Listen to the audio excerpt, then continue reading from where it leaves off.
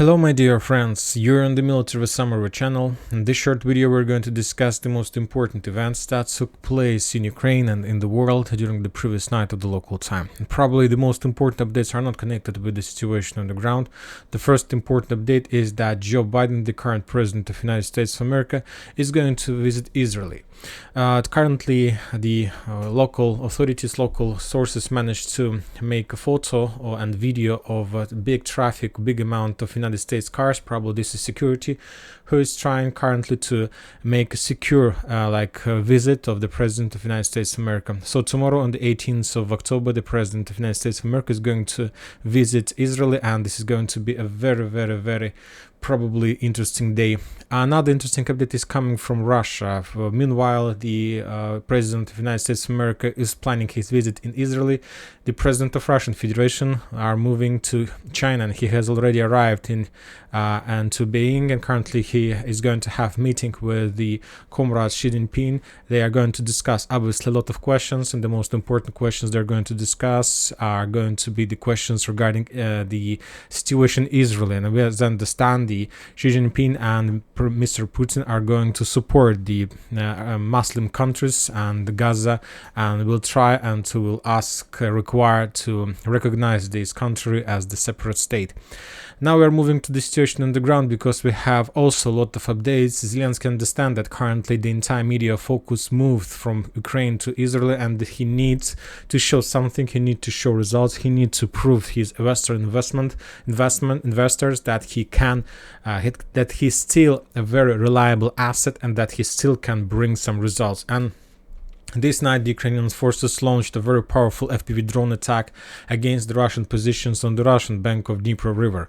They published significant number of FPV drone strikes. As a result of those strikes, the Ukrainians managed to destroy Russian artillery system positions, local ammo depots, the Russians' light vehicles, the Russian supply support trucks, the Russian concentration of forces.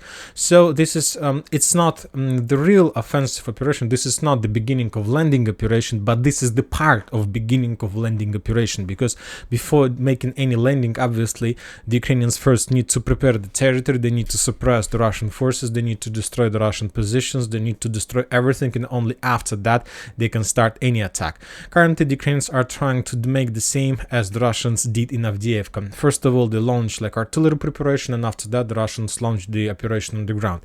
Yes, the Russians haven't managed to achieve big results in that attack, but the Ukrainians don't have artillery superiority. They have significant number of drones, and basically they replaced artillery preparation with drone preparation. This is almost the same, but the only difference is that, of course, using drones you can't destroy the shelters or fortifications. You just can destroy some supply cars, supply machines. But one more time, this is not the day D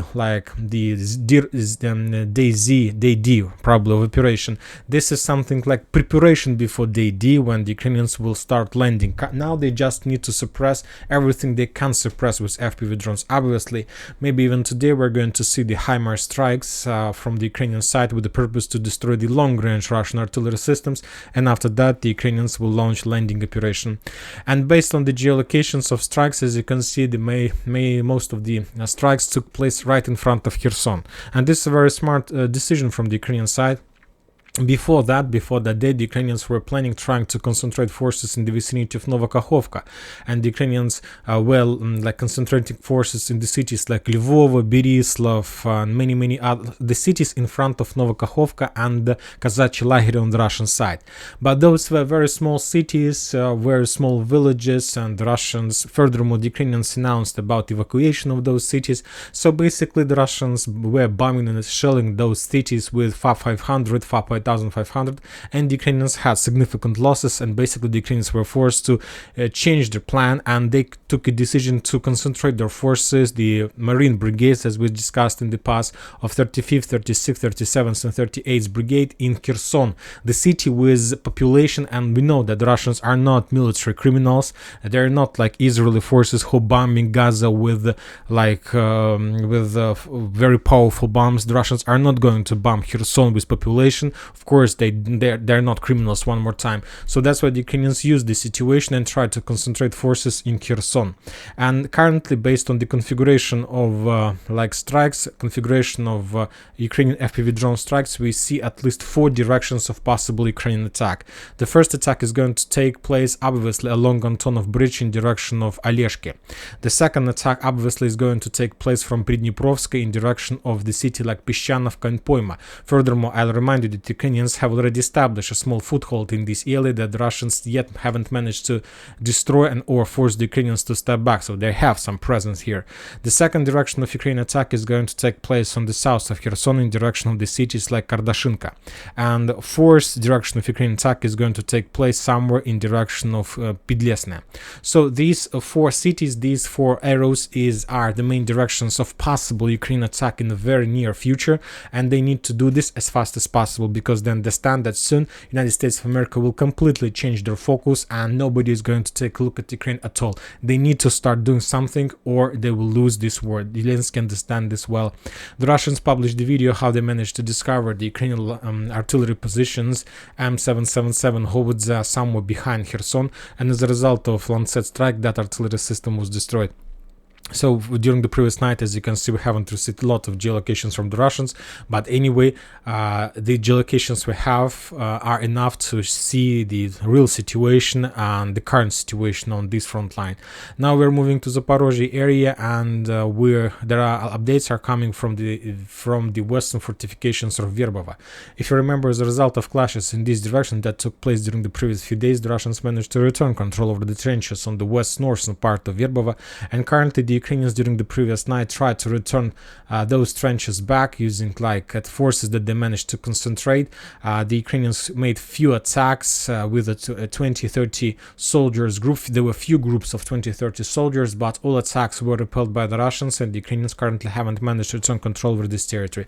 Obviously, they're going to make more attempts during the day. When talking about Donetsk direction, we also got some updates, at least 3 important updates. The first important update is coming from the south of Tonenka and Severne. The Ukrainian sources published a map, Syriac map, I believe you're familiar with this source. Deep State map have already published this area, updated this area, that these 3 lines are under Russian control. Currently, for example, military summer, we haven't seen any geolocated video confirmation of Russian progress in this area, but so we took a decision to update this map just based on the Western mappers. Probably this developed not in their favor, so I think that it's maybe possible, something like proof that the situation develops in this area exactly this way. So anyway, this is not a critical development. Obviously, there are still a lot of job to do, but now the Russians have possibility to continue movement further along the 3 lines in direction of Tonenka. Now their clashes are going to take place exactly along the 3 lines, and as the Russians are able to do this, obviously they will be able to block Tonenka and Severne, and the battle for these 2 cities are going to start. Interesting updates are coming from the south of Avdiivka, and this video was published by the Ukrainian sources.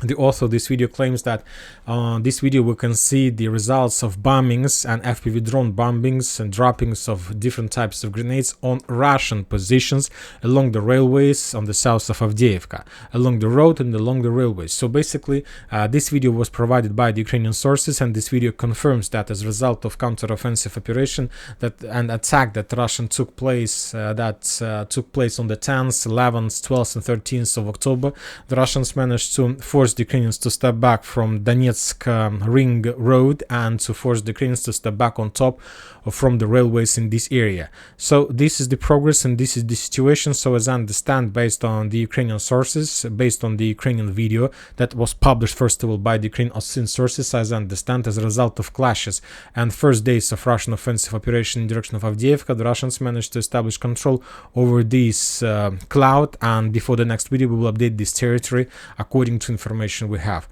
Very interesting updates are coming from Bakhmut, Artyomov's direction. The Ukrainians don't have forces to continue any offensive operation. Currently, the Ukrainians are focused on concentration their forces along the railways, and the Russians see everything. And during the previous days, the Russians were focused on bombing and attacking the Ukrainian infantry along the railways using FPV drones. As a result of those strikes, a lot of ammo depots, concentration of Ukrainian forces were damaged or even destroyed. So this is the situation currently. No attempts to cross the railway, but maybe we are going to see some attempts in the future. When talking about Kupiansk-Liman frontline, we also got very interesting geolocations. First geolocation is coming from the city between Stepovo Novoselovka and Pishano. This video we see how the Ukrainian armored vehicle was attacking Russian position, and it is very important the direction of this fire. Then this vehicle started movement, and at some point of its trip, that armored vehicle was destroyed as a result of Russian counter-artillery fire. So below this bridge, that artillery system was destroyed. This video is geolocated, and as I understand, the Ukrainian armored vehicle was moving along this road, and somewhere on this point, that armored vehicle was attacking the Russian forces somewhere in this direction.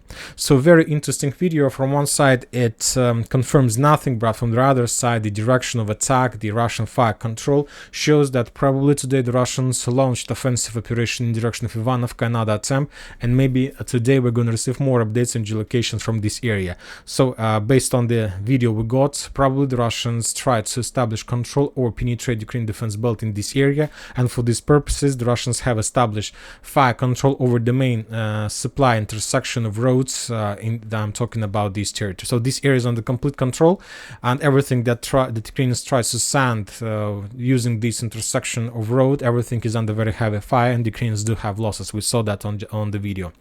Also, the Russians launched artillery preparation in the north of Sinkovka and the fields on the top of Sinkovka. Lots of explosions. The Russians were using total flamethrower systems, artillery systems, everything that can attack and burn the territory. And we expect also intensifying of action from the Russian side in this direction, and probably today we're also going to receive some updates regarding clashes on the north or maybe inside of the northern part of Sinkovka. As a result of artillery preparation, the Russians prepared the safe roads for further offensive operation to the south.